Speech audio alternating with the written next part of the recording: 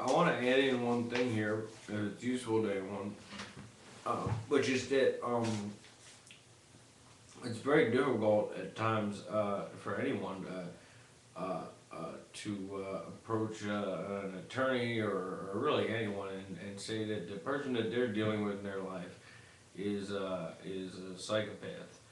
And equally difficult to say that what the person is doing is called stalking.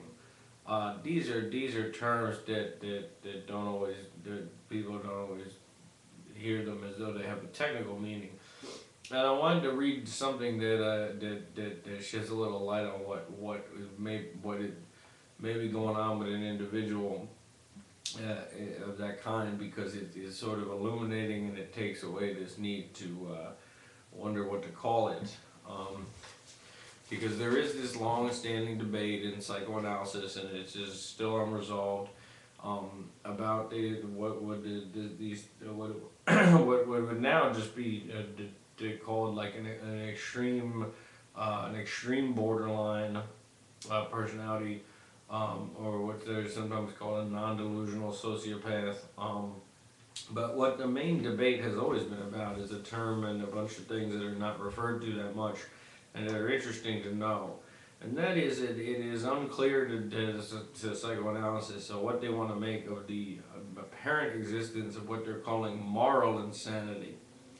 And that is that this is, as they say here, insanity of conduct, feeling, or impulse, or all combined, without such appreciable intellectual derangement that it would be recognized as insanity. Now, and they thought that there was no logic in denying the possibility of the existence of moral insanity without the coexistence of appreciable intellectual aberration.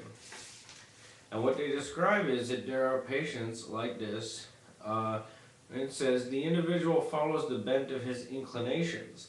At length, the total perversion of his affections, the dislike, and perhaps even enmity, manifested towards his nearest and dearest friends, excites great alarm. These individuals, they say, they have attachments which are urgent but shallow. That is, just because so much, the stalking behaviors don't necessarily end with anything other than the person wanting to see you or talk to you. But what it says here also that's interesting is the impulsivity and extreme contradictoriness, along with duplicity and rapid shift from one state of beliefs to another, underlies a kind of identity disturbance, which they call the as-if personality. And it says here they always enter into dependent relationships that are marred by devaluation, manipulation, and demandingness. And it said that these are individuals who apparently possess what they're calling here innate aggression. That is basic or elemental aggression, attributing to the constitution of the person itself, and an innate surplus of anxiety. But because they appear as the as-if patient, what you'll recognize would be the lack of warmth, the excessive formality, the quality of always acting as though on a stage but without any enthusiasm, appears to emanate from a serious deficiency in central feelings about the self. And the as-if patient cannot state with conviction who I am and what I really stand for. The as-if patient adopts a superficial identification with others, at least in the beginning of a new relationship, suppresses anger. This lends an air of mild amiability, which is readily convertible into evil. It says the speed with which his mood changes from one extreme to another is uncanny. In one case, it could literally be a matter of seconds.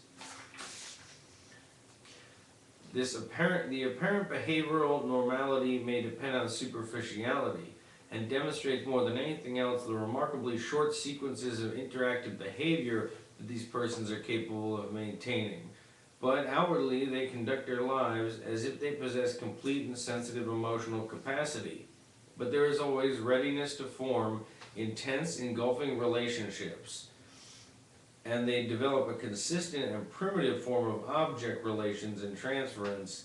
That's gaslighting. That's a primitive form of object relations.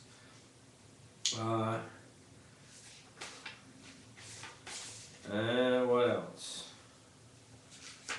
And I think those are I always like those statements. Says they never remain long with one physician, ultimately become prey to quacks and charlatans. And that's a lot of what I was dealing with in my situation with this person, that what kind of doctors this guy got mixed up with.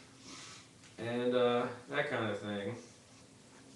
So that's just some interesting dialogue that I always kept around. I thought it was interesting, so did not, because the words like psychopath and saying that someone's stalking you sometimes need a little more language to make it real.